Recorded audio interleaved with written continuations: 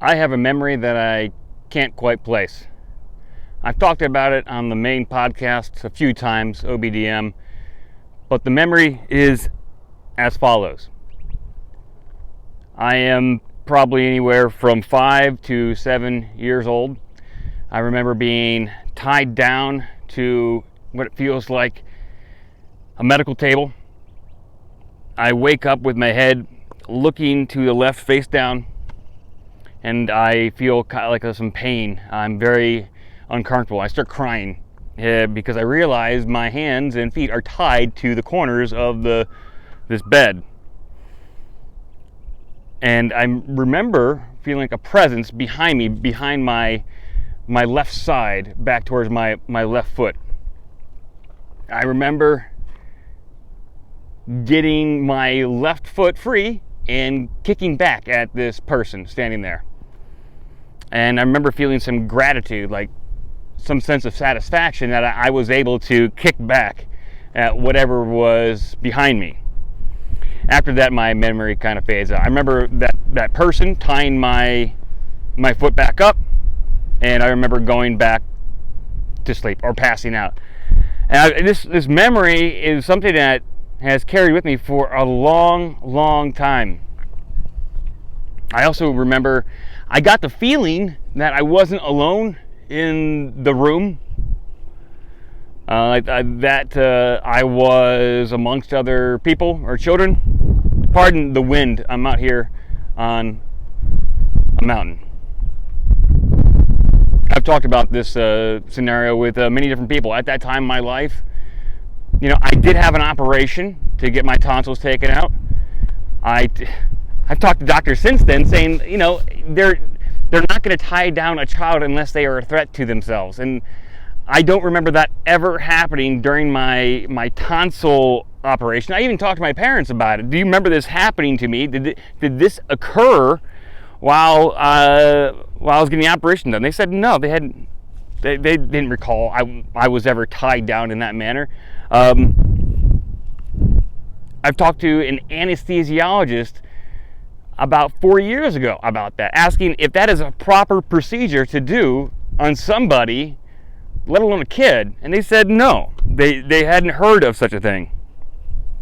I talked to a couple of different psychics. One of the psychics did like an Akashic Records reading on me, and they said that was a memory of a past life. Okay, that's a possibility. I don't know what a memory of a past life feels like versus a memory that is genuinely mine, if you can understand what I'm saying there. But yeah, it's a possibility. I talked to another psychic who I quite like, respect, and trust, saying that this is probably a memory from this life right here, my life right here. And I'm inclined to believe her. Now, what memory? Is it just as innocent as some sort of operation? It feels like a real memory and not a dream. Dreams are slow moving. Dreams, it almost feels like you're in this liquid and it's very tough to move. I didn't get that feeling. I don't have this feeling with that memory. Someone once suggested to me it's a false memory. That has false memories haven't been proven. False memory is a term that they've in an idea they've come up with to explain memories that they can't explain. I know the false memory theory. People like it because it explains everything away, but it doesn't explain a lot. And it's just a theory. How do you prove a memory is false if you're actually having it? It's one of these questions I ponder and ask on the podcast sometimes. If you feel something and it provokes an emotional reaction, is it real? Well, it certainly feels real. It produces all the emotions, maybe chemical responses that you would get from a real, genuine experience. So in my mind, it's real, and it produces the same results. And it's one of these memories. I'm just going to move around here a little bit. And it's one of these memories that I have and I think about fairly often. Not just because there's probably some sort of trauma associated with it, but also because I want to find out what the hell happened. I think about it because the kind of podcast I do, podcast about conspiracies, paranormal, UFOs, aliens, all that kind of stuff. Yeah, I think about that memory quite a bit, and how can I resolve it if I ever can. I guess I could do some hypnotic regression, which I have thought about doing. Well, one thing I was warned about from my psychic friend was that if you go knocking at the doors of these memories, be prepared that someone answers. If you go looking, basically, if you go looking for trouble, you're going to find it. I don't know how much trouble I really want to find, but I am curious. It's